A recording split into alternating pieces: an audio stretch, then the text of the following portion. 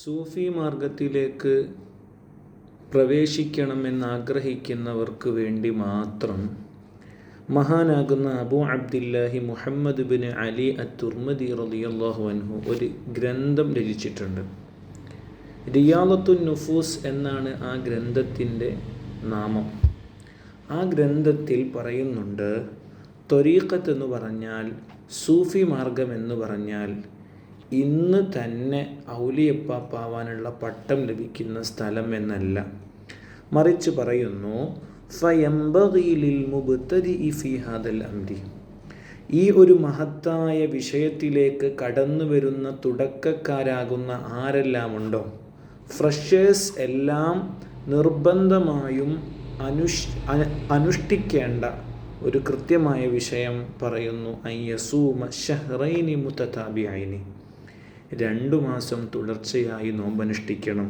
തൗബത്തം മിനല്ലാഹ്, മുൻകാല ജീവിതത്തിൽ ചെയ്തു പോയ പാപങ്ങളിൽ നിന്ന് തൗബ ആയിക്കൊണ്ട് 2 മാസം നിത്യമായ നോമ്പനുഷ്ഠിക്കണം. സുമ്മ യുഫത്തിർ, പിന്നീട് നോൽക്കേണ്ടതില്ല. എന്നിട്ടോ അദ്ദേഹത്തിൻ്റെ ഭക്ഷണ രീതി, ഭക്ഷണം കഴിക്കേണ്ടത് അല്പം മാത്രമായിരിക്കണം. കുറച്ച് കഷ്ണങ്ങളായിക്കൊണ്ടുള്ള ഭക്ഷണം മാത്രം, അത്രയും കുറവായ ഭക്ഷണ രീതിയെ അവലംബിക്കണം. വയഖ്തഉൽ ഇദാമ വൽ ഫവാക്കിഹ വല്ലദ്ദത, മുഴുവൻ രുചികളെയും മുഴുവൻ ആസ്വാദനങ്ങളെയും അതുപോലെ തന്നെ പഴങ്ങളെ, കറികളെ, കൂട്ടാനുകളെ മുഴുവനും വർജിക്കണം.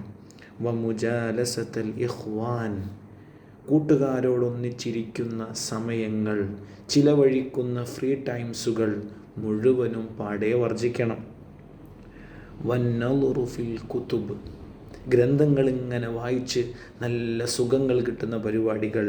വഹാദിഹി കുല്ലുഹ അഫ്രാഹുൻ ലിന്നഫ്സി, ഇതെല്ലാം ശരീരത്തിന്, ആത്മാവിന് വലിയ സുഖങ്ങൾ ലഭിക്കുന്ന പല കാര്യങ്ങളാണ്. ഇതെല്ലാം ഒഴിവാക്കിക്കൊണ്ടാകണം ആ വലിയ മാർഗത്തിലേക്ക് കടന്നു വരൽ. അല്ലാതെ താടിയും മുടിയും നീട്ടിയതുകൊണ്ടോ, കൈകളിൽ മുഴുവനും മോതിരങ്ങൾ ധരിക്കൽ കൊണ്ടോ, വലിയ പുതപ്പ് പോലെയുള്ള ഷാളുകൾ തോളിൽ ഇടൽ കൊണ്ടോ, വലിയ തലേക്കെട്ടുകൾ കൊണ്ടോ, പച്ച പുതപ്പുകൾ കൊണ്ടോ ഒരാളും സൂഫി മാർഗത്തിലെത്തുന്നില്ല.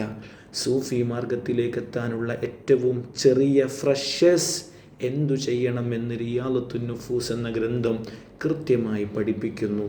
ഇതൊക്കെ ചെയ്യുന്നവർക്കാണ് അതുള്ളത്. അല്ലാത്തവർ ശരീഅത്ത് അനുസരിച്ച് കൊണ്ടുള്ള ആ നല്ല വഴിയിൽ മാത്രം നിൽക്കുക. അല്ലാഹു തൗഫീഖ് നൽകട്ടെ.